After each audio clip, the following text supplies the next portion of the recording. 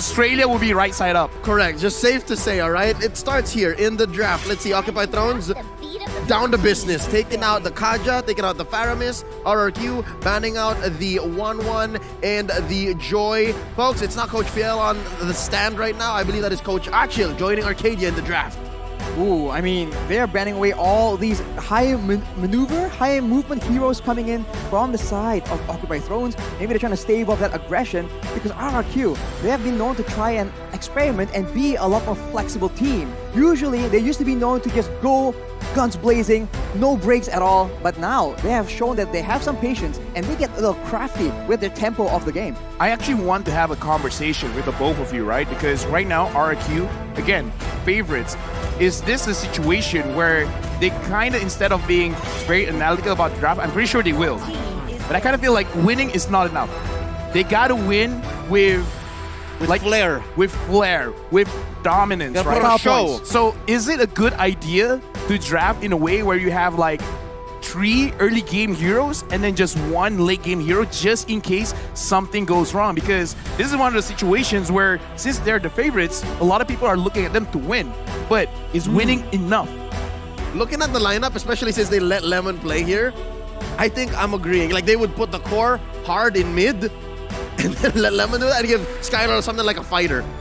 Wow, It's happened before. I mean, here's the thing. It's happened before. Even if he wants a marksman, like give something like a Brody, Oh, bro, yeah, like yeah. a Popol, right? Like you can get your advantages very, very fast. With the Papa and Koopa, definitely, and with RRQ's playstyle, that is definitely something that can work. They've banned out the Fredrin as well, so trying to deny a lot of the crowd control. Glue is open. Glue. Oh yeah, Glue. Oh. Okay, if they let go of Glue, like that's pretty confident. Yes. But if they can win, that really shows something here. And Oh! are we surprised Glue first pick? Like the undiable man. Not the at all. No, no, no. Undiable jelly. But here's the thing. Achil and Arcadia saw this coming. It's part of the plan. Seems like it's all There's got to be a reason why. Faramis is banned. So Faramis is Faramis banned. cannot be used as a counter against Glue. I mean, sometimes you just don't need a counter. You just need to play around it.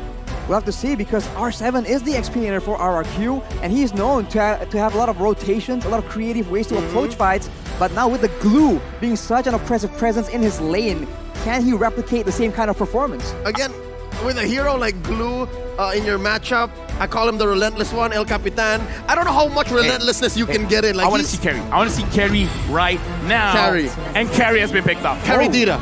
Carry Dita. Because again, Carry can kill any tanks. You could be meta, but you're nothing in front of my eyes. I'm the carry. I will carry the entire team to victory, and Carita controls the map.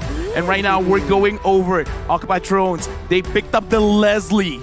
Yo, Very interesting approach. Coach Moon goes over the Beatrix like, no more. No more. There's something is up with the Beatrix, but God, no more. They just haven't been able to make it work.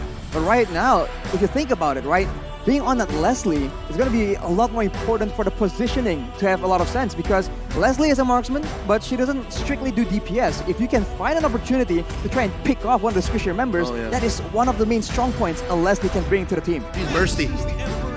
She's very bursty. And right now, the Akai has been picked up. So far, I would say the Akai has been pretty good for any of the teams. And I'm not so sure, but looking at the lineup, right now RRQ, they picked up the Benedetta, and I'm talking about it because perhaps Occupy Thrones, they're kind of going back to what they did in their first game, have 2 main damage dealers. So in this kind of situation, it would be good if Skylar can be like, I can kind of take care of myself. All of you guys dive to the back line. Now there is a Benedetta for RRQ. They could just add more and give enough pressure towards the Leslie. Try the attack. I dare you. I mean, right now they want to dive towards the back line against an Akai though, so that's going to be a bit of a tough assignment. It's like an oxymoron. Like, I should do this, but not that. But I mean to do this. It's counterintuitive, Yeah. but if anyone can make it work, it's going to be the unpredictability of RRQ that will shine through here as they ban out that Farsa as well. Yeah, they know that Occupy Thrones is short on range. I would not be surprised if this last man over here would be a savior. Yeah, right now we're looking at both mid laners for both teams, and I kind of feel like this is appropriate because, again, Fear did great. And Lemon, we all know he is greatness, especially in MPL Indonesia. So the GOAT. He's the real GOAT, man. I mean, like, again, belated happy birthday and all, but Happy birthday. we are not entirely sure this Karita, is it going to be a roam Karita? Because we usually see the Karita in the roam. Exactly, I was about to bring Lemon that could up. have used it. Yeah, there are two flavors of Kadita right now. Mid and Roam, and both are just as lethal. And Lemon is well known to try and make those crazy plays, those insane plays where at a glance you don't even know what he's going for. Oh, yeah. But on a hero like a Kadita, that is the kind of pick that will really suit his playstyle.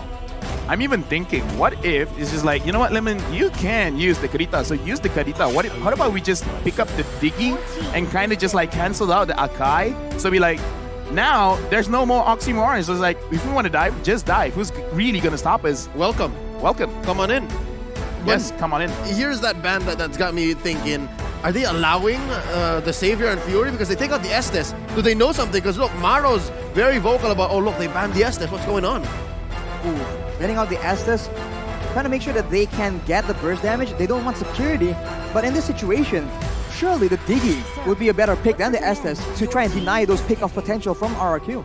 No, right now, RRQ, like, again, I'm just saying it could be a very, very good pick because Diggy you can use defensively, but you can also use very, very offensively. And I kind of feel like banning out the Estes, they're probably thinking because, again, the way that they play, they want to stick together, right? Making sure that Fury can deal the damage, as well as their gold laner. So they're like, maybe what RRQ is going to do is they have a lot of burst damage. And burst type heroes don't like healing because you basically dealt all of your skills. And then it's undone. And then it's undone. So I kind of feel like this show that they want a lot of burst on their side. And now they have a Terizla diving in. Very big boy. Big boy. Can't be taken down and can deal a lot of damage. This is not a drill, ladies and gentlemen. By the way, actually picked up by RRQ HOSHI. Is this going into the XP lane? Going into the jungle? That's a scary part. You never really know. It's an absolute unit of hero, and in the right lane is just such a big problem. Right now for Occupy Thrones, we'll have to see what exactly is their solution here because there's so many dashes. Something that can punish that or stop that can be very useful. It's not even impossible that this might go into mid. Oh. It's possible that this could go mid. Right? Terizla? Yeah, but like a lane bully. why not? Like a lane bully. Exactly. Why not? Okay. It's RRQ on their opening day. They can do anything they gotta want. put a statement.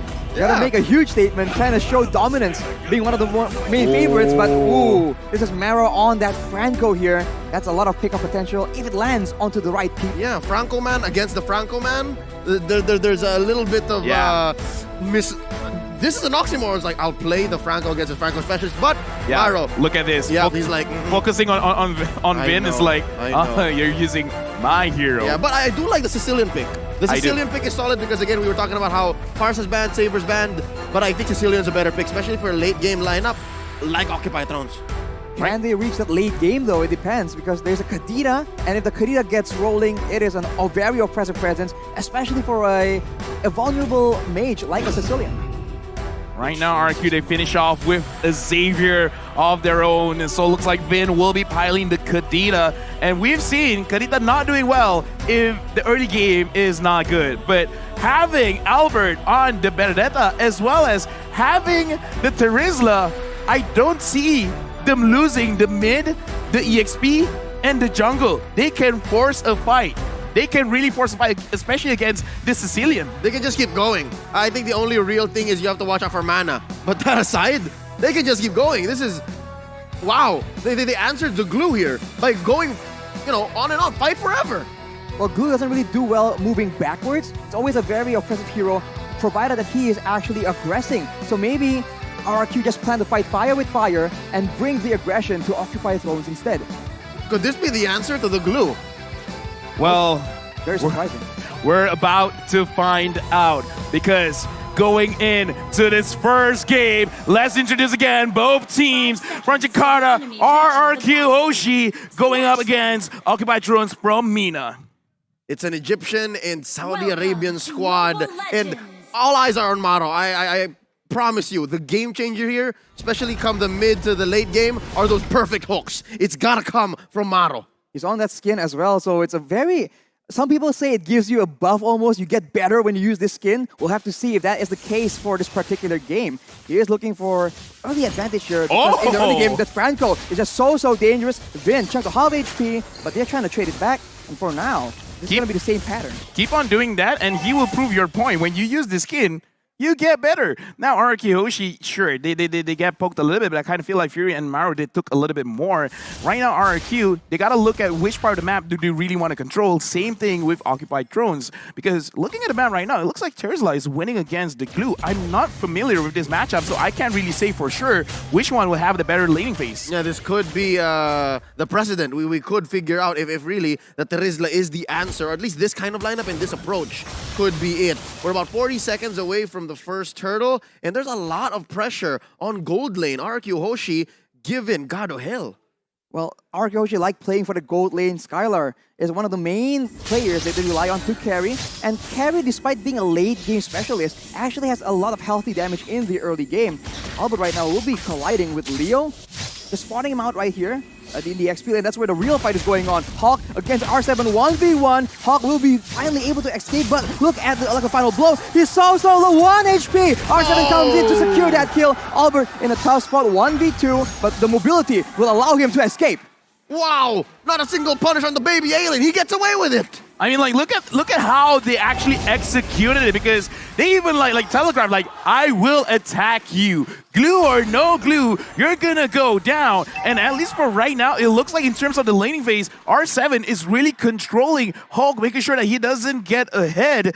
And he has to be aware of that, because if he can't win the 1v1, it's gonna look bad whenever someone wants to come and trade. Bring comes to the Breath of the Ocean. The Rough Waves also takes Maro out. That will be the Roamer, not available for the first turtle play. And RRQ, they're looking to straight away capitalize as Albert goes in. 1v1, dumps a lot of damage onto Leo. Let the final blow actually fails though. Hawk steals the turtle. Leo makes a play with a heavy spin, but that will be for nothing. Hawk is still just dueling 1v1 against R7. But that is that advantage. Like finding a needle in the haystack. I don't know exactly what triggered the damage from the glue that actually took down the turtle there, but hey, Occupied Thrones can walk away with what they can. That's a small victory.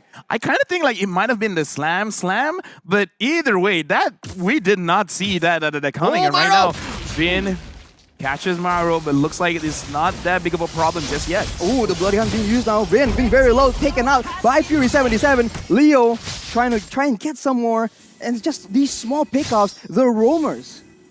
It looks like Occupied Thrones, they're not afraid to actually get fights here and there. And RRQ Hoshi, they're reading it. Gado almost got 1v1 by Skylar. Skylar feeling very, very confident up here. And Albert, he's putting so much pressure all across the map. It's like every single time the camera pans, Albert's there. He is playing that Demon Slayer Benedetta, but look at Skylar right here. 1v2. Heavy spin actually does not land onto him, but look at the Iron Wolf cancel as well. What is going on? Skylar very, very low. He'll finally get taken out as we see Vin trying his best to try and equalize. It won't be available though, and that is one strike back from Occupied Thrones. Maybe 2 or 3 seconds too late. Vin came to the rescue. Skylar's flicker was on cooldown. And the main difference between Albert and Leo is the fact that Albert is more proactive. And folks, what you're hearing right now is a cheer within the stadium. It's a drum. I thought something fell. It's like boom, and it's like boom, boom, boom, boom, boom. It's like, okay. Are they dropping it over and over again? I love it. But that was a very interesting interaction between the Franco Iron Hook as well as the Hurricane Nance. Like, he pulled it back in and then pushing it away again. I gotta feel like it's something that they have to put into consideration whenever they continue an attack. Yeah, but the potential for it is huge, right? Like, that's massive displacement. Massive displacement, that's for sure. And now with RRQ just circling around this hurdle, they're looking for a way to maybe capitalize on a fight at the same time. Vin already still very exposed though, and as an opposite, that is going to be the secure being taken by Leo. But look at that, they are actually going for R7 as well. They're looking for more advantages as Vin is sort of stuck in the turtle pit. He'll finally get taken out by Hawk. Actually, finally, that will be it. That is a disaster for RRQ. They lose 2 members and the turtle as well. Hulk smash! Dude, like right now, Occupied Thrones is actually getting a lot of work done because 100% turtle secure. Being used by Maro. Skylar forced to flicker out. Finally, he is actually able to survive. That is a dangerous situation. The ultimate snipe was a cooldown. What's going on here, Leo? Oh man, they're almost 2K ahead and they're taking control of the lower part of the map. I don't know if R7 is enough to stop this. Oh, he goes all in. He finally takes out Fury 77, and Hulk tries his best to try and turn it back. He is just way too low though. The torrential damage is insane. But on the other side, the rough waves from Vin will be able to take out Maro as well. Oh, this is a scrappy matchup. We were just saying how Occupy Thrones was in control, and just as quickly RRQ, Hoshi goes, nuh-uh, no, wait. Hey, now this is a game, right? Fights on fights on fights. Yeah. This is Arashi's home, guys. Like, I like violence. Don't you like violence, Arashi? Early game tempo, man. This is the exciting gameplay we've all been waiting for. Answer the question. Do you like violence? I love it, man. Looking at the items, is there enough here for Occupy Thrones or even RRQ to have violence on demand? Right now, I'm looking at Violence on Turizla. demand. I'm looking at Turizla. He's being very, very aggressive because he has the Fury Hammer as well as the Flawless Axe. So it's like, yeah, screw defense. We'll build that later. I want damage right now. I want to make sure that I can get advantage on his glue. I will heal by hurting others. Yeah. Green goes in, he's forced to use the rock wave, though he's stuck in a tough situation, alone all the way on the side. That will be a kill for Occupy Thrones as RRQ. They go for a bit of a weird fight as the turtle is actually spawning. And what's weird about it more is it's a 4v4. And in a 4v4 like that, given that there is a Franco, Occupy Thrones is way ahead. Yeah, right now, Occupy Thrones, it looks like they're starting to read what RRQ is all about. Albert taking a lot of damage, and I kind of feel like that's kind of what's happening towards the entire game, where he's everywhere, but everywhere he goes, he gets hurt. And Gato just finished his Berserker Fury, and for Leslie, that is a huge power spike. Ooh, Albert goes in with the final blow, trying to make sure he secures that turtle. It will not be secured! It's taken by Leo yet again. He will pay the price for it, though, as Hulk just zones everybody away. Look at the Iron Hulk being used by Maro. Skylar in a tough situation, but he's still alive! He's still alive and doing a lot of damage for RRQ. And he is actually forced to back away, but RRQ, they clap back from that play. So close. There could have been more that Occupy Thrones done with that kind of engagement. I had my eyes on Maro, and he had his eyes on Skylar, and it was so close. He could have taken down RRQ's gold laner. My eyes were everywhere because that was a fight, and right now it really looks like, you know what, Glue has to be perma-banned, man, because we're gonna look back at the instant replay to really understand what happened just now, where the fight around mid, Leo again, right now 100%, turn the secure rate for Occupy Thrones. Hulk really goes to the backline, making sure that not enough damage is there. But Fury 77, he was left alone. So it looks like both teams have the same idea. Go to the backline. Right now, Hulk is getting attacked. He is bursted down, but he is able to escape. But Albert is making chase. Unfortunately, the regeneration is way too much. And RRQ, once again, trying to establish a foothold in this game. Given what's happening here in this about 8-minute, 30-second game, this is very characteristic of Occupy Thrones. It's not clear that they're winning, but the fact that Leo is sacrificing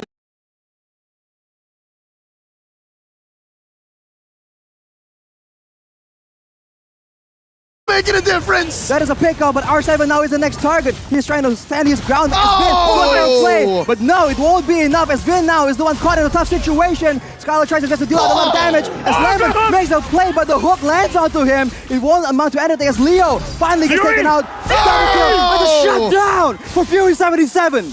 Arashi, the violence, the carnage, look at all the bodies underneath tier 1 in mid, and Occupy Throne stands tall. Yo, Leo, we gotta look for their coach, man. What happened between then and now? Like, all of a sudden, they just, like, woke up. It's like, we're ready for RRQ HOSHI because that fight, it wasn't clean. But that's the kind of fight I like to see. Fury 77 actually kiting things up. Let's hook to Albert. Maro, what? Buy this skin. That is very, very dangerous. The skin difference, man, is just making it so obvious. And if that lands at the right moment, whew, that could have been really, really disastrous for RRQ. All right, so far, key for RRQ to regain control is vision. I think they need to watch out really for where Maro is and the angle that Leo is coming at. These little base by Vin. Oh, Iron Hook again. Suppression is being used as well as Vin will be taken out without being able to use any of his spells. And RRQ has forced to back away from this Lord. My analysis is, yes, buy this skin. Like, legit, because Maro is doing a lot for the team. Hulk goes on to Albert, and Albert, right now, he's having a tough time to actually get in range to the Lord R7 at the front. And right now, Hulk is doing 1v3. Hulk is zoning everyone away from the Lord. That'll be a shutdown picked up by Skylar, but the Lord is secured by Leo and RRQ. They are powerless to change the outcome of the fight. Look at the hook again! What? R7 alone! Fury pops the ultimate as well. And now, you can see Albert goes in to try and help out, do something more as Leo follows up. Vin, late to the party yet again. It won't be enough as Leo just taken very, very low. But look at the dawning light, finally trading back a kill for RRQ. RRQ. It's scrappy, it's dirty, but boy oh boy, does Occupy Thrones appreciate this kind of gameplay. They're 2K ahead. I'd say this Lord was worth it despite the trades. And look at this. I think this is where they need to be. This is where they want to be. They have Gado safe, far away from trouble. Right now, looking at the players' goal, Fury77 as well as Lemon. 1,000 goal difference between both mid laners. So right now, Lemon has to find a way to get a little bit more gold onto his hands so that he has extra damage going on to the side of Occupy. Because again, the Dawning Light secured a kill. Perfect, amazing. But right now, they need a little bit more DPS because Skylar can deal the damage. But every single time he goes in front, he has to be careful because with Maro hitting all these hooks, that's amazing. Being used by Occupy Thrones though, looking for an opportunity. Albert goes in to clear the Lord, but look at the side lanes. Leo already pushing Vin away. He's suppressed as well. That's all the damage. But look at the combo traded back. Maro gets taken out. Both rumors down as Skylar jumps in forward aggressively. Albert as well chunked down. And look at the HP. 1 for Leo. One, Grandma! One! But look at down bottom. All was worth it because Hulk was pushing away at tier 2. No. Albert, baby alien! No. Baby alien! He's going to be fine. covered by R7. That is a very, very close situation, but Albert makes it out alive.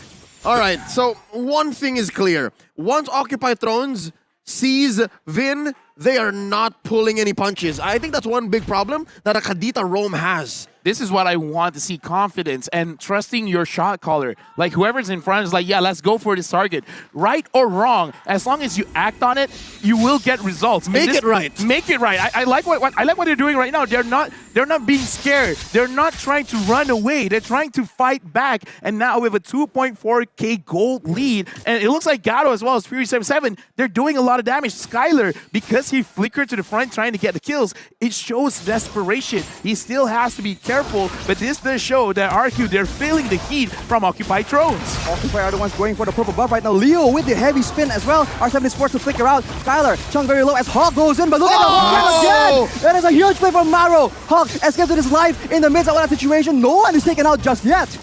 Oh wow, they're scrambling each other. They're scrambling each other. You see the composure of RRQ HOSHI here. That could have been lethal. And again, they are down maybe one major core item, but they knew that this was not the fight to take. And I think Occupy Thrones also just had to think twice, like, no, don't. I just like that right now, Occupy Thrones, they're really running very, very fast because in that previous fight, they were able to dodge the Dawning Light. And now, Occupy Thrones, they're starting the Lord. RRQ, how will you respond?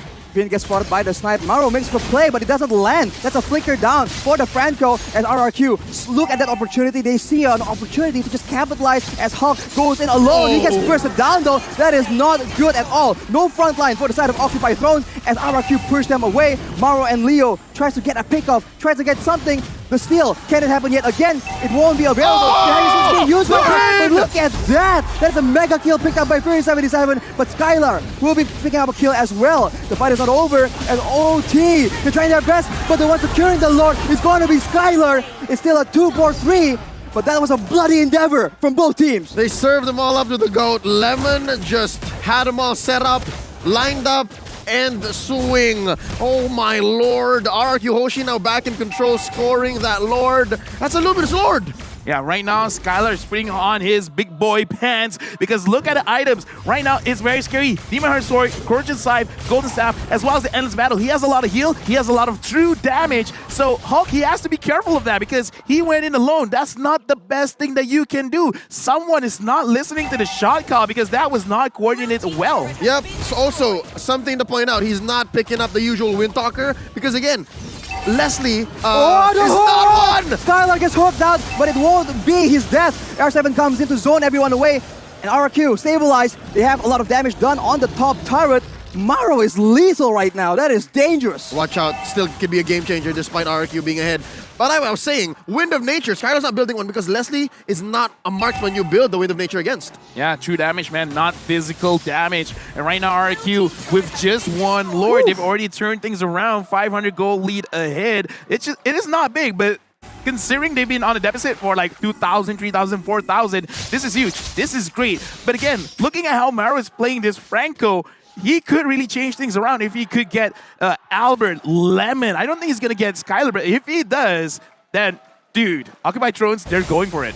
Lemon right there with a Dawning Light is able to chunk Gado down to half HP. That is one spell on a very low cooldown. If they can do that again and again, they can almost get a guaranteed 4v5 in these big objective takes. Yeah, no, more likely they are. I mean, the time that Skylar and Albert bought for Lemon is going to pay dividends. Oh, still, Flicker onto Vin as well. That will be the unstoppable picked up by Fury77. The roamer battle here between Vin and Maro. Can I just say, LaFell, that was overkill? I kind of feel like they have some kind of vendetta with Vin and just Vin. Yeah. That was highly unnecessary. Where it's like, Three it was ults? worth it. 3 ults? They want to three send a ults? message. Yeah. It's like, specifically you. Oh no, they're going to lose this inhibitor. Oh.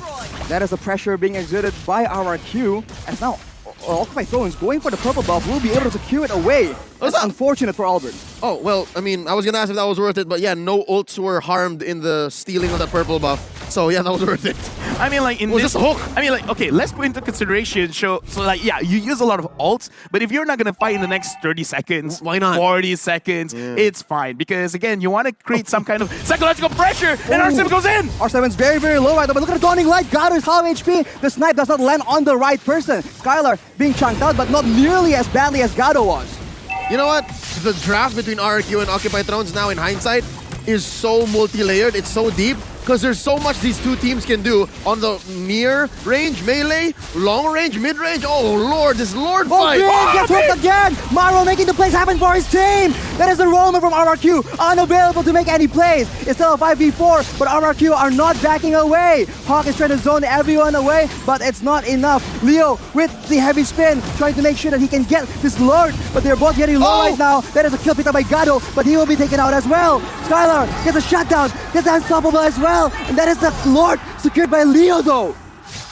Skylar is doing work, man. I mean, Leo, good job to you, man, securing the Lord, but still, is that gonna be enough? Because in the later stages of the game, it almost doesn't matter if your entire team gets wiped out. It's just 2. But the thing is, the 2 that got hit was the damage dealers. And right now, we're gonna look back at the replay because a lot of things happened. So let's break it down in this instant replay where the fight around the Lord. Look at Leo. He's taking a lot of damage from Skylar, and Skylar is really waiting for everyone to come to the front because he's like, I don't have to force this. Flickers in, goes on Fury, and this is the game changer. Skylar is baiting. Once he sees the bait has been took, he goes in front. He doesn't care. He flickers and he gets the kills. So it's an alley-oop again, like what happened with Lemon earlier on during RRQ's comeback. It's the same story with Skylar. But dare I say, in that moment, in that instant replay, my eyes were on the 6'5" Egyptian, the jungler from Occupy Thrones, Leo. He was on point. I could have sworn he used Retribution earlier in the fight, but he had it, and he knew that they needed this. Was that, what kind of Lord was that? Oh, that was just a... Was it a Evolve Lord? Yeah, Luminous Lord. And look at Ghost Gaming, even he's like very, very hyped for this game. Of course! Yeah, Ghost is like, let's go, let's go, let's go! He's a one-man cheering squad. He's up against the whole kingdom of RRQ, but Maro I don't like here, his odds. all the hopes of Occupy Thrones are on Maro right now. He is the man that they rely on, and along with that, Leo with the Retribution, man. It's been so solid so far. So we're about a minute and a half until that next Lord. You think we're going to get there? You think we're going to have to wait for this? Or is somebody going to pull the trigger? I kind of feel like we have to. And this is a situation where Occupy Thrones, if they can set it up, then it's going to be great because Maro's hooks has been so good. So if he can if he can hook someone around the Lord, they're cooked. They could create a very good situation because, in my personal opinion, don't focus on the Lord. Focus on the kills, man. All right, so they turn on heroes. It's so dangerous right now because both teams can scout right here. Lemon with the Dawning Light and Gato with the snipes right here. That is exposing everyone and allowing Vin and Maro to attempt that play. But fortunately for Occupy Thrones, the Franco engage is just so much more dynamic. It's so good. Look at Albert. I think this is the one game changer. Leo has to always be with his team to make that play. And again, that's what I'm saying about Albert since about minute 3 or 4.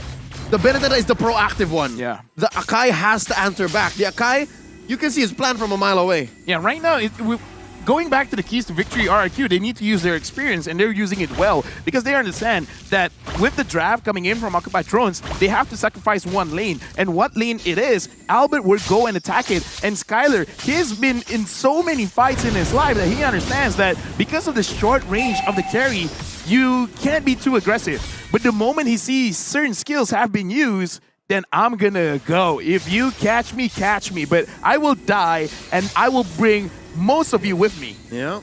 And look, now they've started it. RRQ HOSHI made the call. Ooh, Iron Hook does not land right here, so RRQ they have a lot of options to play around with. Vin wow. looking for a chance in the side, looking for a pick of potential. Leo is in position though to try and make this a very difficult contest. The Retribution battle has not been favoring RRQ, so Occupy Thrones are very happy to make the plays happen. The flicker is being used. Unfortunately, the hook does not land. That is massive for RRQ. You can see they move in a more aggressive manner. Pay attention to Vin.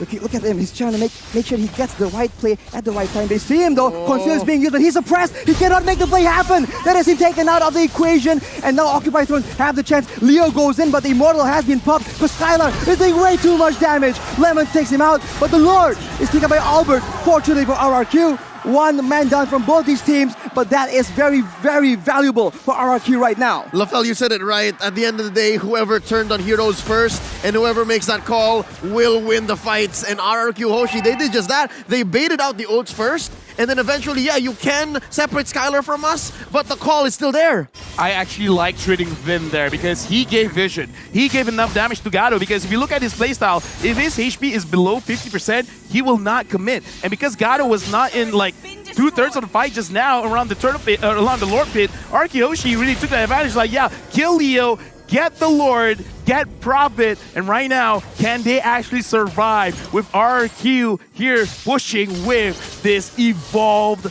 Lord?